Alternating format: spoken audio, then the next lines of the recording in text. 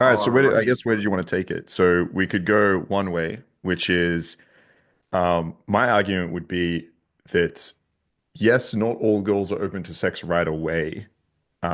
As I said from the data, I think last time it's about 50% of women have had a one night stand. I guess my argument is how much control do we have over that? So my opinion is we have control over receptiveness. So the way you open is gonna like you just don't open and like there's an X amount of chance of a girl being receptive no matter who you are, how you obviously like we have control over that. I think attraction we have control over. I don't think it's just like you survey girls, how often does a guy come over to you and you're attracted? That like 10% of the time you're like, okay, 10% of girls are going to be attracted to me. I think we have control over that. And same with one night stands. I think we have control over the fact that if women want to have a one night stand or not. So I guess we can either dive into that or we could dive into, yeah, maybe you could help me understand and explain a little bit deeper on your concept around the times that you choose to wait when you do wait that magic wand, and the girl is one of those girls that wants to have sex with you and she's down to have sex. I'd be curious around the reasons why you wouldn't want to dive into it. Well, so let's go just to the first point really quick. So I agree with you that we do have a certain degree of control, right?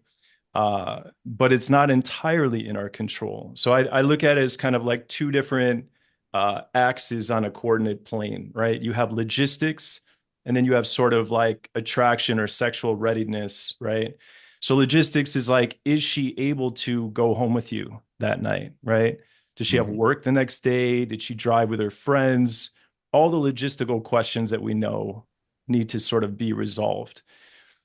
And one of the logistical questions is she open to it as well? She may logistically just have too many blocks in her mind and be one of the women that are not open to it or not open to it the majority of the time.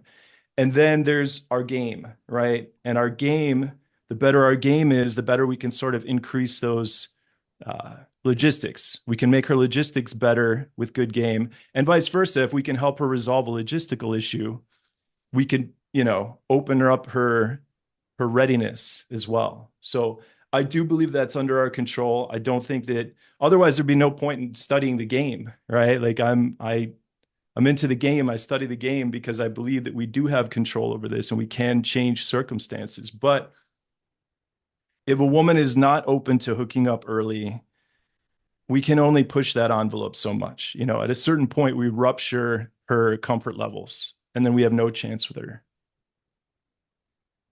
Yeah, I mean, I'd agree with this. So if you're in an interaction, and she says, okay,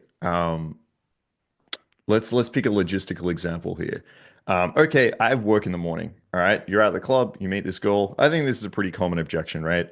And she goes, I have work at 8 in the morning. I mean, how would you deal with that? See, but this kind of goes into like a whole nother topic where the majority of the time, I'm not going to sexually seed the interaction early. I'm going to just have a good time with her and let the Mhm. results be what they are. Right. So Okay. like if I'm gonna hook up early, I kind of put it in two separate categories. There's just laughing all the way to the bedroom. You meet her, you hit it off, you're building attraction, and then oops, I hooked up with him. Right. And then you Hmm. have the method where you're sort of intentionally seeding the interaction with some form of sexuality. You're sexually qualifying, you're sexually priming her in some way, or as you say, demonstrating sexual authority. Interested to Hmm. learn more what that looks like too. But yeah, so uh, it depends on which avenue I'm going to take it, right? So if I get a logistical question like that, I mean, that's assuming that I've already planted the seed that we're going to hook up, right? Um, Hmm. I don't know. I feel like the majority of the time I would probably just continue gaming and brush it off, right? And see if my game can improve her logistics. Rather than trying to change her mind, we change her mood, right? So maybe an hour Okay. later, after getting to know me better, all of a sudden her logistics improve on their own, as opposed to, well, let me call your friends a cab, you know? Okay. So this I'm curious about. So you have an interaction. We can say we're in an hour set with this girl. What makes you decide whether you seed something sexual or you said like you kind of laugh your way to the bedroom. So I assume like she's leading this sexual seeding then? Is that the difference between these two? One, she kind of like wants to make it happen, and so like she leads it to the bedroom. And then the other one is like you decide to make it happen and you're seeding the sexualization. Do I have that right No, between I the think two? I think if I can detect a sexual undercurrent, then I just let that sexual undercurrent do the work, and I'm just going to have fun, interact with her and just let it unfold that way. If I can't get a read on her, if she's giving me sort of gray signals, is she into me? Is she not? Is she adventurous? Is she not? That's where I may take a swipe, a sexual swipe of sorts to see what kind of reaction I get. And that's going to help me gauge her openness.